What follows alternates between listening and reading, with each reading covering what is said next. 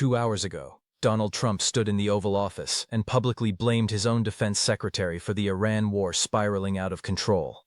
Pete Hegseth had just finished boasting about the air campaign being one for the history books when Trump cut him off. Pete and General Caine were the only two people that were quite disappointed. "I think this thing is going to be settled very soon," and they go, "Oh, that is too bad." Pete did not want it to be settled. Trump then smiled and added, "They were not interested in settlement. They were interested in just winning this thing."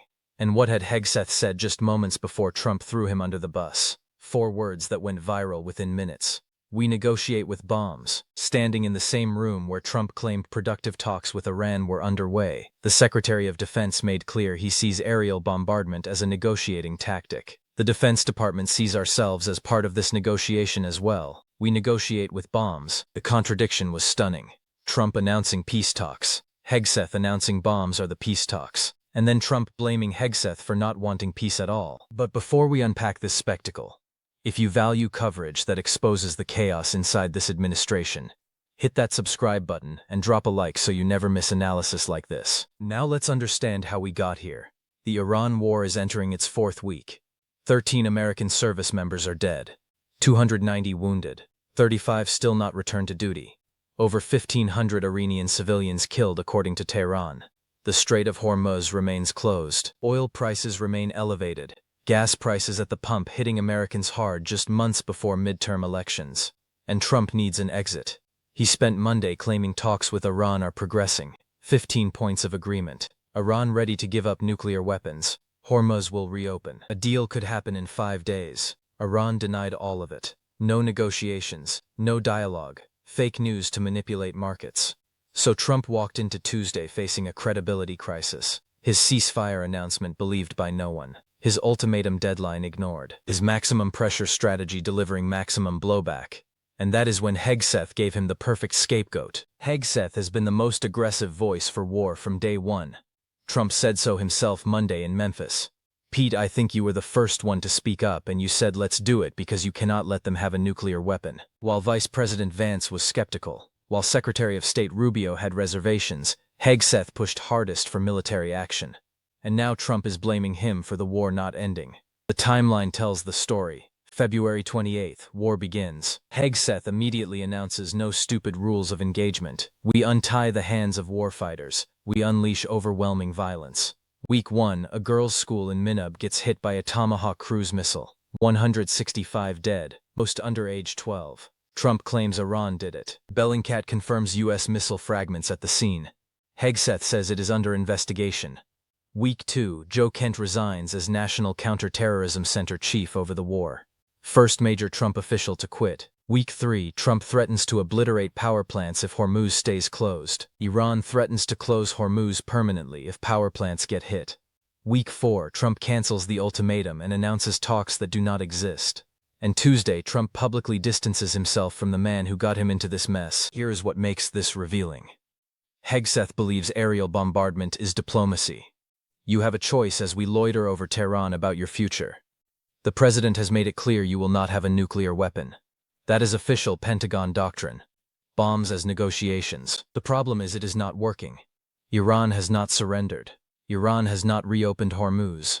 Instead, Iran launched strikes across the Middle East. Bahrain, Kuwait, UAE, Iraq, Qatar, Saudi Arabia, Jordan, Azerbaijan, Israel. Hegseth destroyed Iran's navy and air force, but Iran still controls the strait. And now Trump needs someone to blame. Enter the "we negotiate with bombs" quote. Social media erupted immediately. Former RNC chair Michael Steele called it musings of the human pet trick at the Pentagon. Critics called Hegseth sociopathic. One response summed it up perfectly. This bro guy tough man crap is not landing with anyone. Nobody is scared of Pete Hegseth. And evidently the bombs are not working because Trump has to negotiate with Iran. Like he is doing. Except Trump is not negotiating. Iran denied that. So Trump is caught between Hegseth's war that will not end and peace talks that do not exist.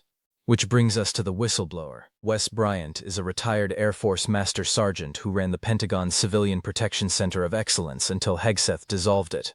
Bryant oversaw the office designed to reduce civilian casualties in military operations. Hegseth fired him and gutted the program because it did not fit his vision of lethality. Bryant has since become the loudest voice exposing what is happening inside the Pentagon. On Democracy Now! Tuesday, Bryant did not hold back. Pete Hegseth has already directed the committing of war crimes, and unfortunately our senior military leadership is bending the knee and carrying out whatever he tells them to do. Bryant continued. This wholly illegal war has been carried out recklessly from the start and with little regard for the innocent. Hegseth talks about giving no quarter to the enemy. That is a war crime. Bryant explained how Hegseth systematically dismantled civilian harm mitigation. The Civilian Protection Center tried to save itself by offering to rename as the Center for Precision Warfare, anything to avoid the woke label Hegseth despises. It did not work. Hegseth fired the top military lawyers, called them roadblocks, used the term jagoff, lowered authorization levels for lethal force, broadened target categories, eliminated oversight, and the result is visible in the numbers. Air Wars is tracking over 130 separate civilian casualty incidents between U.S. and Israeli strikes in Iran.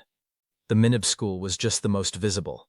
Hospitals hit, residential buildings destroyed, infrastructure obliterated, all under Hegseth's doctrine of untying the hands of warfighters. Now Trump wants distance from all of it.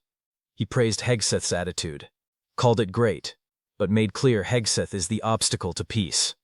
If this war ends badly, Hegseth takes the fall. If peace talks fail, Hegseth wanted war. If civilian casualties become a scandal, Hegseth removed safeguards. Trump sets up the scapegoat while the scapegoat says the quiet part loud. We negotiate with bombs. The problem for Trump is Hegseth is telling the truth about administration policy. This is not one rogue defense secretary going off script. This is the strategy: maximum aggression, minimum accountability. Trump approved the strikes. Trump issued the ultimatums. Trump claimed Iran did Minab when evidence pointed to U.S. Tomahawks. Hegseth is executing Trump's vision. He is just dumb enough to say it plainly. Which brings us to the contradiction Trump cannot escape. He claims Iran wants a deal. He claims talks are productive. He claims 15 points of agreement exist.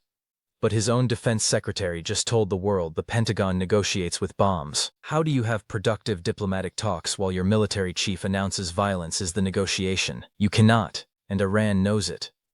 That is why Ghalibaf denied everything.